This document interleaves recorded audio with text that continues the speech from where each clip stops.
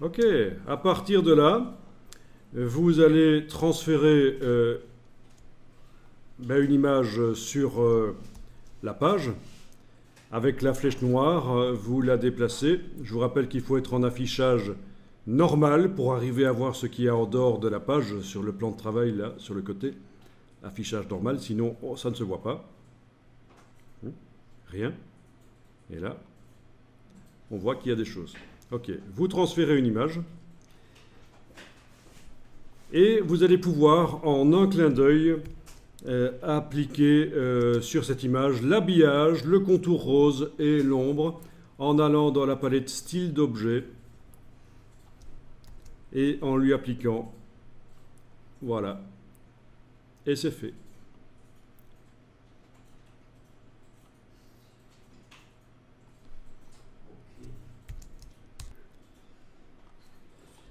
Alors je vais rétrécir l'image, mais pas par transformation manuelle, je vais utiliser la flèche noire pour recadrer dans ce cas-ci. Mais c'est juste pour vous montrer que les deux fonctionnent évidemment. Voilà, on peut recadrer. Et voilà.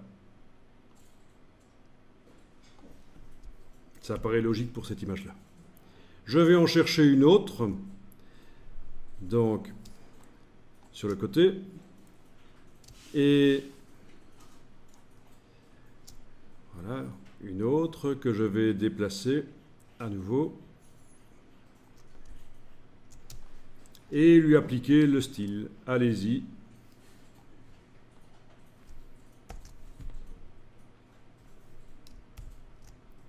Alors ça, c'est quelque chose que j'ai montré à des infographistes diplômés du supérieur après 3 ans d'infographie.